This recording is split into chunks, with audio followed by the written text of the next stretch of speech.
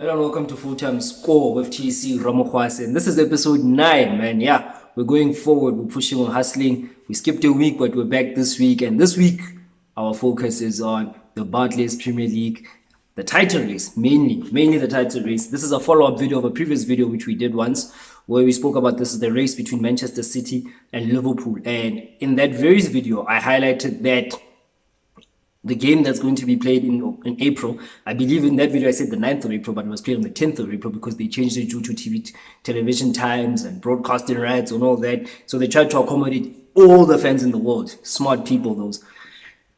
They changed it to the 10th of April. And now I'm doing a follow-up video on that video that I previously did where I spoke about Man City and Liverpool. Now, before we get into it, once again, don't forget to like the video, don't forget to subscribe to the channel, and don't forget to hit the notifications bell so that when I do release a video, which is usually a Monday or a Tuesday, so that you can get the notifications and you can watch or be with me, because I try to simplify the game. I literally try to simplify the football for everybody to understand. Man, even my grandmother watches this channel and she doesn't care about the game and she understands what I say. So honestly, it's your chance. With that said, we had the big game there yesterday on the 10th of April, Sunday evening, cold weekend in South Africa.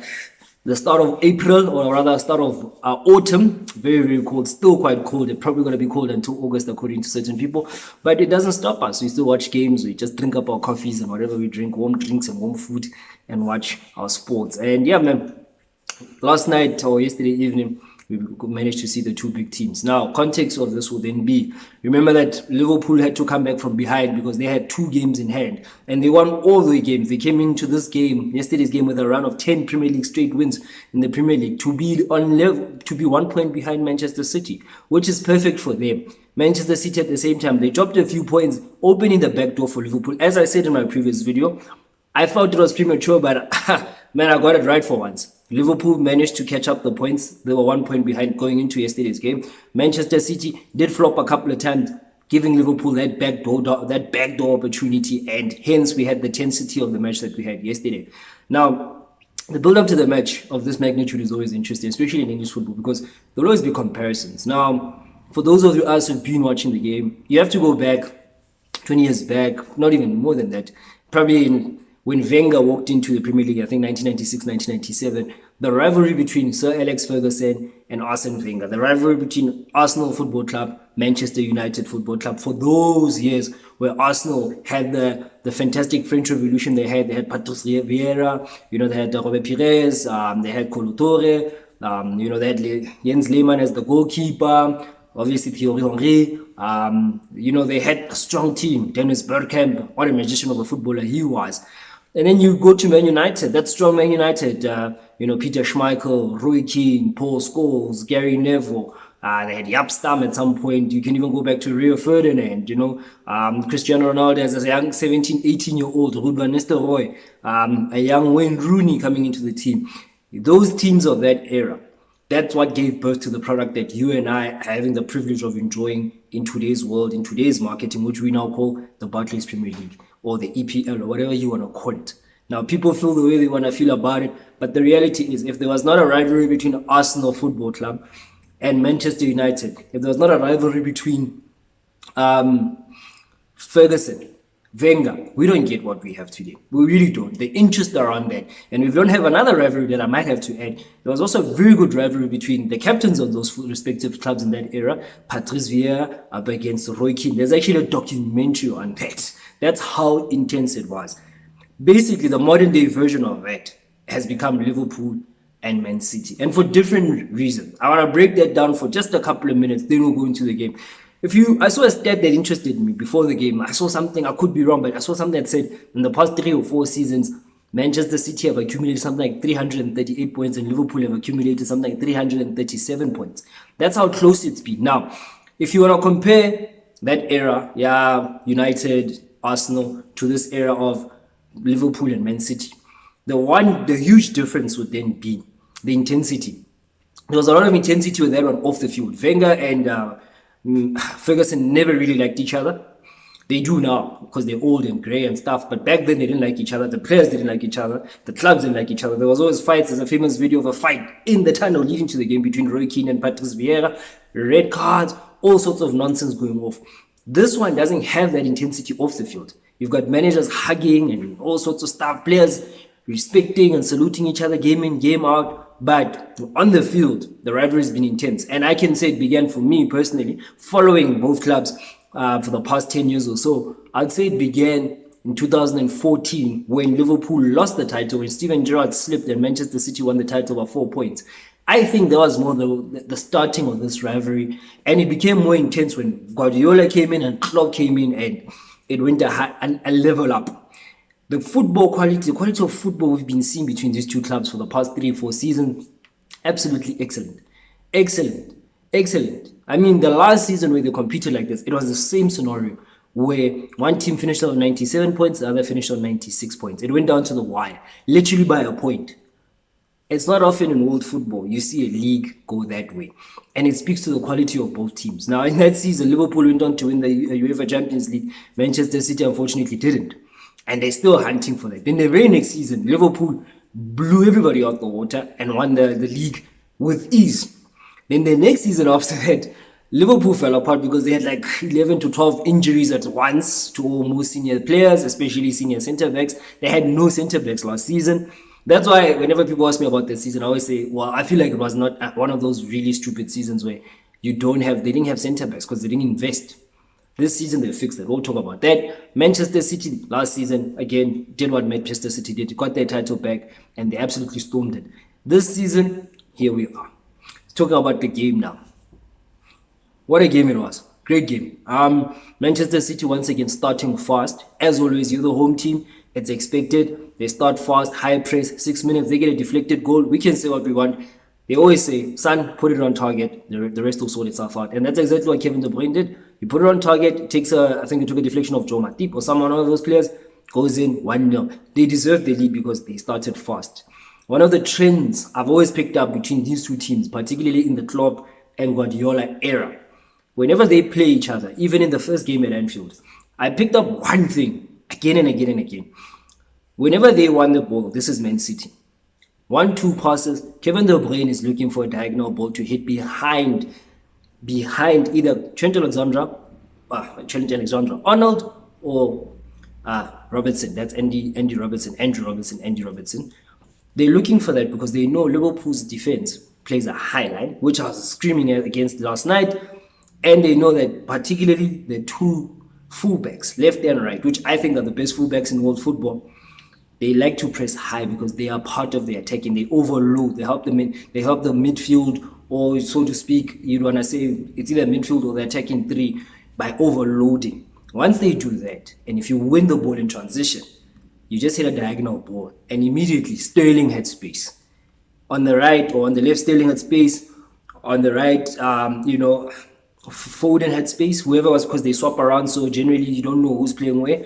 Foden had space or Jesus had space. And when they get the ball already, there's a new overload because either João Cancelo's coming up, if it's on the left, on the right, Kyle Walker's coming up, and that creates an overload. And Liverpool struggled with that. Also, equally, once the overload is on the side, if you look through the middle, De Bruyne was already making a run in. Jesus is already in there. So they already got two guys already in, and a third man run with Bernardo Silva coming in from deep as well. And that was very smart. Liverpool absolutely struggled to handle that. Really struggled. Liverpool's midfield last night was non-existent. It's not often you say that. Fabinho had a good game, very steady. Van Dijk looked very nervous. So did Joe Matip, looked extremely nervous. First half particularly, Liverpool are not very good. They were not very good. I felt Liverpool, that's the way Liverpool are. And I have to give credit to both teams for one thing. Whether they play at Anfield or the Etihad Stadium, they stick to their guns. They don't change tactics much. Most teams, especially if you're Man City, remember in the days of, let's say, Jose Mourinho, if Jose Mourinho plays that game at the Etihad Stadium and he's 1 point ahead of Man City, he was going to go to defend. He was going to park a bus, two blue buses of Chelsea teams, and say to the opposing team, beat me. And they didn't do that. This era of football doesn't do that. Guardiola's not that type of coach. Jurgen Klopp's not that type of coach. Whenever they play each other, they stick to their guns. And I have to give credit to that because even yesterday, you'd think Liverpool defensively, maybe they want to sit a bit deeper because they're under the cosh. No, they still played the high line. Van Dijk was still more or less standing in midfield when Liverpool were in position. With Matip still in position. Trent Alexander-Arnold was still bombing forward. Anderson, or rather, Andrew Robinson, his name Anderson, always bombing forward on the left, regardless of the situation. They're playing for a Premier League title because there was a potential decider, but neither club was holding back, and we have to give credit for that. Now, as I mentioned, the trade with Manchester City, I also mentioned Liverpool were very good because Liverpool, whether we like it or not, they are a Gegenpress, what they call a counter press. In German, it's called a Gegenpress. They win the ball, and once they win it, the transition between where they want it to the next side, which is going to the goal, is like that. It's lightning. That's why Mane runs like that. Salah runs like that. Jota runs like that. When Firmino's his job is very simple. He's like literally an extra midfielder because he's not your typical number 9. He helps with the press. Once he wins the ball, he gets them going again. I don't like the criticism Firmino receives, by the way, but anyway, that's a story for another day. The first goal Liverpool scored to make it 1-1, I think in the 13th or 14th minute. They win the ball. Thiago hits a diagonal, I believe, to Jordan Henderson. Henderson tries to cross. It gets cleared. It comes back to a Liverpool player who swings it right or left to Andy Robertson. Robertson goes diagonal to Trent Alexander-Arnold. He literally just touches it in. He just literally touches it, and here comes in Jota with the third man run. Bang. 1-1. Great goal, by the way. That's a typical Liverpool goal, trying to exploit the space. And we were talking about the passing, my friend and I was watching the game. Jeez, the passing in this game, the diagonal balls, like they land on your feet, they land on your chest or your head or into the space as you're running into it. It's fantastic football, high quality football. Second goal by Manchester City, for me, classic example of what they were trying to do all match. They were literally trying to exploit Liverpool's fullbacks. And this time in a set play, which is very disappointing because you actually have a chance to actually watch him. And I thought Trent Alexander-Arnold completely went to sleep. He allowed Jesus to go through and try to play the offside trap, which I was like, what are you doing? Ball goes over his head. Jesus, fantastic finish. Controversy around him being selected, like he hasn't played a lot. It's his first start since this match. But I've watched him a few times against Liverpool. I don't rate him highly. That's Gabriel Jesus, but if he does the business, then who am I? And whenever he plays Liverpool, he seems to have a good game. It seems like Liverpool always generally struggle with him.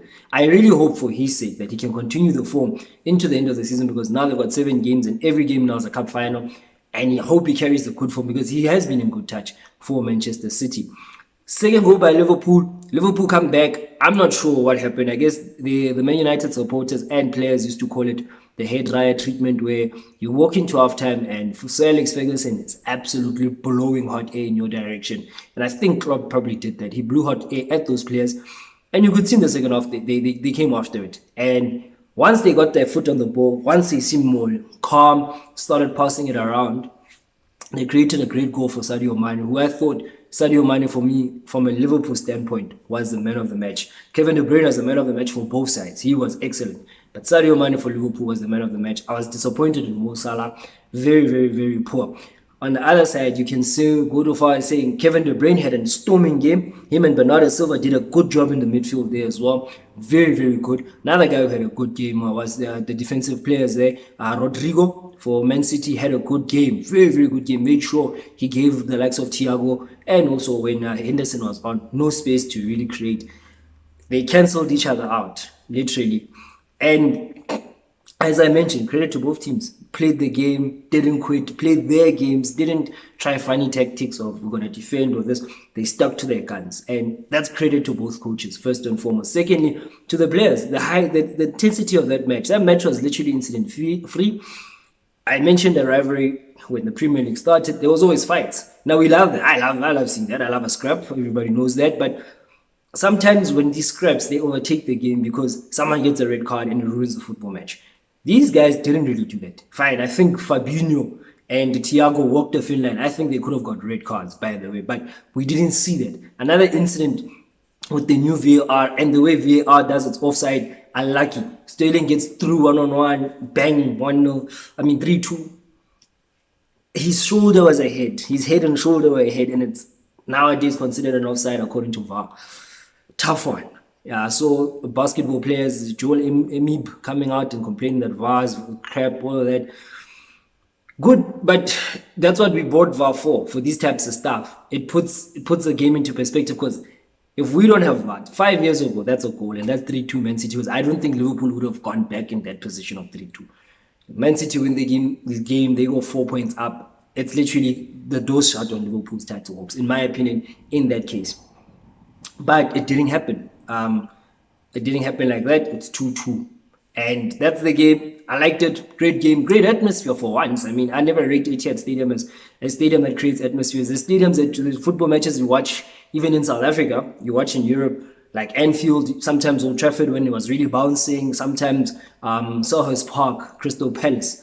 On a good day when you really watch it from this side of the world and you could sense the fantastic occasion, the atmosphere.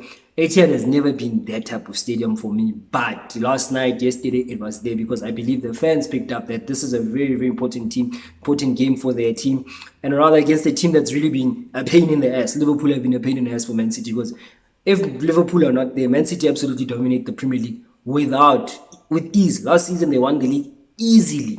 And Liverpool are nowhere to be seen. This season, Liverpool are back, and it's tough. These two teams have literally pushed each other, and it's been a fantastic rivalry till this point.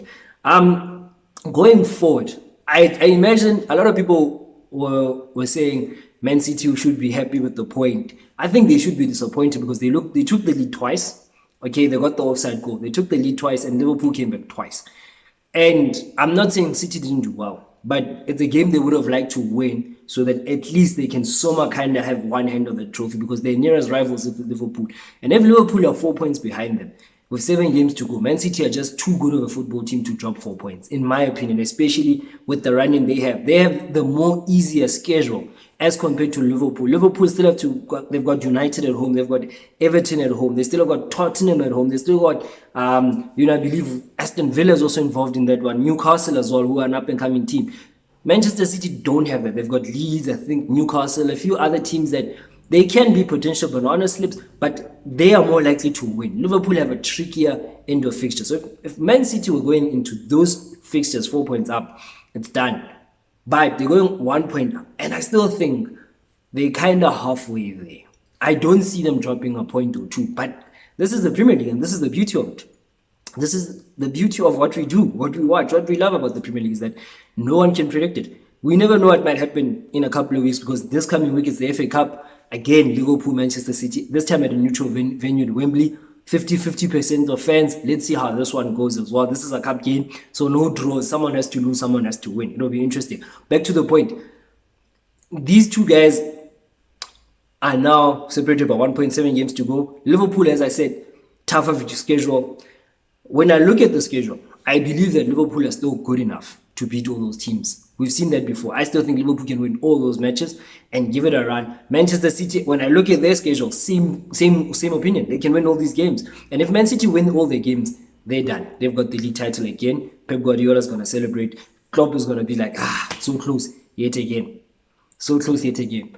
But it can go to the wire. Liverpool just have to win all their games. Man City just have to win their games. Easier said than done. Equal. 1 point I want to make. Both teams, in my opinion, proved to me that they are the two best football teams in the world currently. You can even go to the Champions League. Last weekend or last midweek and even now going into this week, we had the Champions League quarterfinals. We saw Liverpool absolutely bash Benfica, expected. Even though Liverpool are not at their best, but they absolutely smashed them. Man City against a horrible team to face. And horrible in the sense that Atletico Madrid, one, they don't go away. They're not an easy team to beat, the champions of Spain. Two, they do every trick in the book to really just frustrate the hell out of you. I mean, they had no shots on target. They had, 11 men behind the ball, 2 million fouls. Jack Grealish was targeted, all sorts of stuff. But Man City kept their composure. I think these two teams, potentially, Liverpool, Man City, we could see them again in the UEFA Champions League final. I'm looking at it because Liverpool, if they go through, they're going to either face Sevilla or Bayern. If these Man City go through, they could either face Real Madrid or Chelsea. Most likely Madrid because Chelsea got smashed 3-1 and it doesn't look like they have it in them to make a comeback. This is not the same Chelsea that won the cup last season. So I potentially do see a semi-finals where we've got Liverpool against Sevilla or Bayern Munich. We don't know which way that could go. Or then it's going to be Man City versus Real Madrid. I believe they're going to beat Atletico Madrid. It won't be easy when they go to the Wanda Metropolitano, but I believe they will win this match. That's Manchester City, and they will go to the final. I think they will get through Real Madrid. It won't be an easy task because Madrid may not have the superstar power they used to have, but Real Madrid are still a strong enough team in relation to how they prepare for matches tactically, and they're still quality. I mean, we've seen Benzema literally carry them this season, so it should be interesting to see how that one goes. With Liverpool, I just think they're just too good for either. Bayern Munich are not the same Bayern Munich. I think Liverpool are just too good in terms of the Champions League. Even Sevilla, I don't think Sevilla have the quality that this Liverpool side has. Looking at just how Liverpool have now set themselves up from 2 years ago to now, when they last won the Premier League, they didn't have the depth that they had. They literally just had Origi or someone. Nowadays, when you look at their bench, they've got Firmino, they've got Diaz, they've got Naby Keita, right? They've got Joe Gomez, Kunate for defensive situations. They've got Kostas Tsimikas. They've got lots of depth in that team. So if Salah is off color, they can easily just take him off and bring in Diaz or Firmino. If he's off form or injured, they can bring in Origi all the way from the stands. Also Takumi Minamino. That depth and quality for me says that's a strong team, and I foresee them going through Bayern Munich. As I said, Bayern Munich is not the same team. Just watching them, I mean, they lost to Sevilla. I'm not so convinced by them at this particular point in time. And again, that other side, I just think Manchester City are too strong for any team right now. I think Man City are the number 1 team in the world. Liverpool are probably number 2. So I'd expect to see them in the Champions League final. It would have been interesting had they not been drawn in the semi-final for FA Cup, because that would have been literally a decider for the Premier League title, a decider for the European Cup, a decider for the biggest domestic cup if you're English, and it would have been interesting. But with all of that said, great football match, fantastic rivalry. This is what you want to see in any football context.